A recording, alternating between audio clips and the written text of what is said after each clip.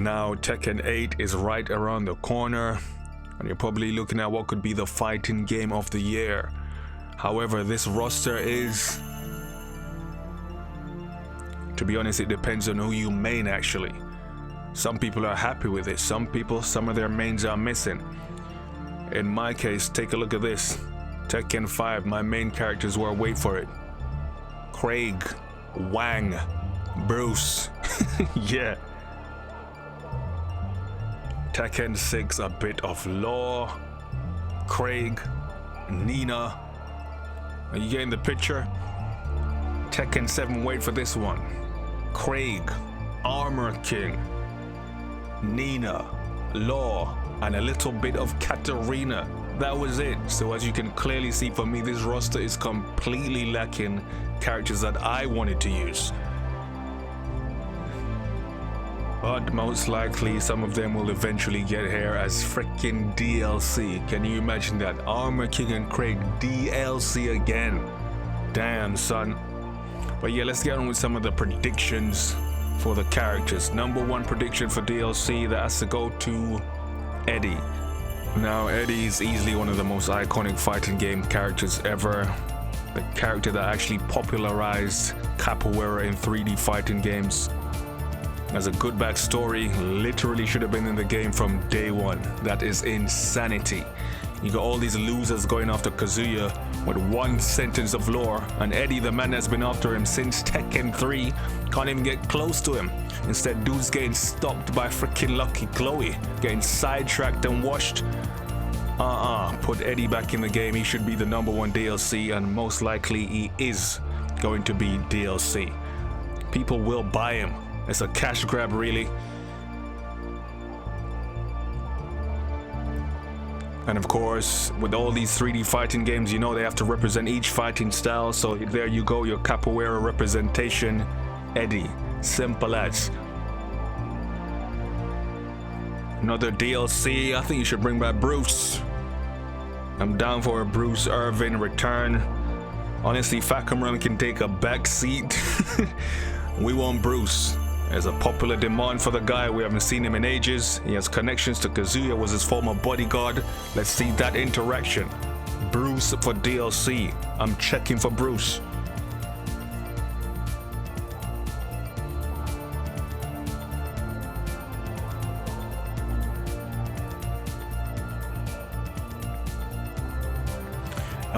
Considering the fact that we're seeing flashbacks of Jun, we saw a bit of Ogre.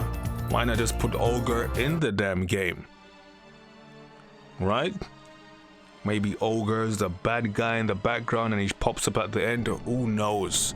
But Ogre would be a nice addition. To me anyway, I feel so.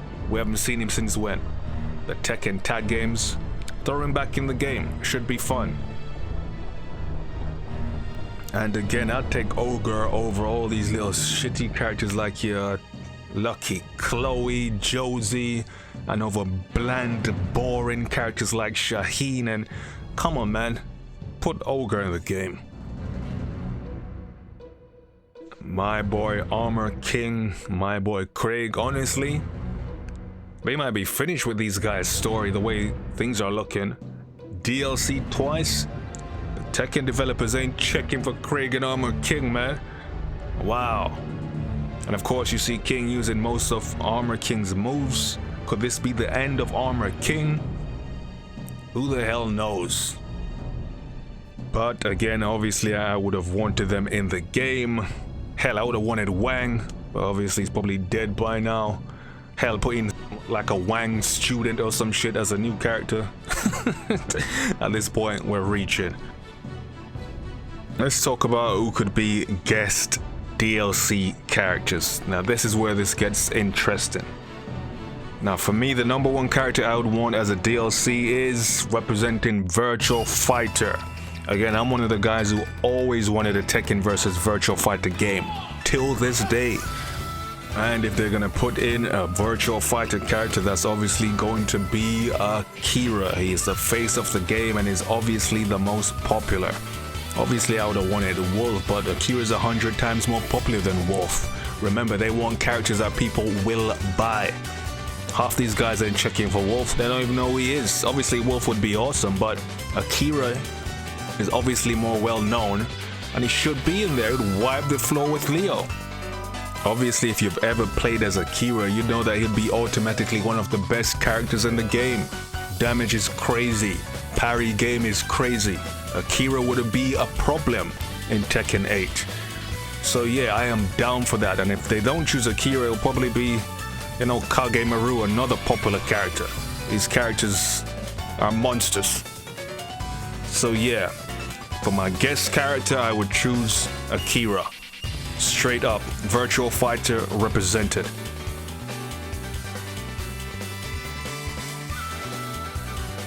Another guest character that should have been in a game already. You've heard me talk about this guy plenty times. Kenshiro. What are people doing? Kenshiro is sick. Fits right in. That rage art would be crazy. Now that I'm thinking about it, that would be absolutely fire. As soon as his rage art starts, play that Fist of the North Star traditional music. You know, the one where he's kicking ass and then he goes into his and finishes off with the Hokuto Shinken. Yo, Kenshiro for DLC. Come on. Guest character, that would be fire. Of course, if you're sticking to the anime, Common Man Baki. He could be in there. Hell, you could put in his dad, Yujiro Hanma. Think of these matchups. Jin versus Baki. Kazuya versus Yujiro Hanma. Fire shit, they fit right in. They're powerful as hell, martial art experts. This is the Iron Fist tournament. That works for me. Yujiro Hanma, Baki, Kenshiro, all fire guest characters. As far as SNK goes, their franchise boy is Terry, but he's had his fair share of games as guest appearances. Probably this time give it to Iori Yagami. He works in there, right?